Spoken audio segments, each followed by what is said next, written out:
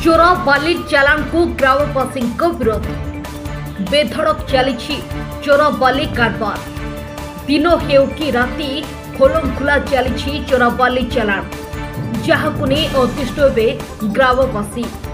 कटक जिला आठगड़ ब्लॉक मेघा दासपुर गाँ पाख महानदी दिन राति चोरा चालान होली बड़ बड़ गाड़ी में बाली बुहा होउथवारु गाँ रे घर बाहरी पारुनाहांती ग्रामवासी।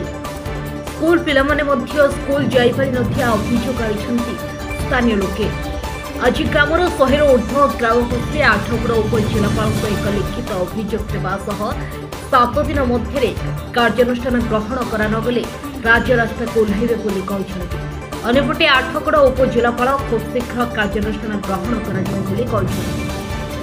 आठगड़र नरसिंह राउत रिपोर्ट हर्षिता बगिया।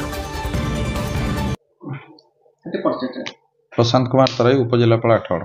आज जो दासपुर लोक आसी आपन मेमोरेंडम देछनी महानगर जो बाली बेन बाली हां आमे आज लोक मान पाखर गोटे अभियोग पाइलु एवं अभियोग अनुसार आमे तार मु तहसीलदार एवं अन्य डिपार्टमेंट सहित गोटे मीटिंग नैथिली।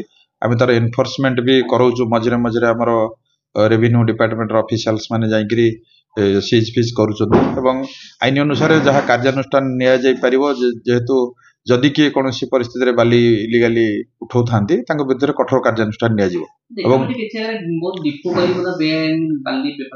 एटा सब सीज करा माइंस की हैंडओवर करा for auction any illegal stocking.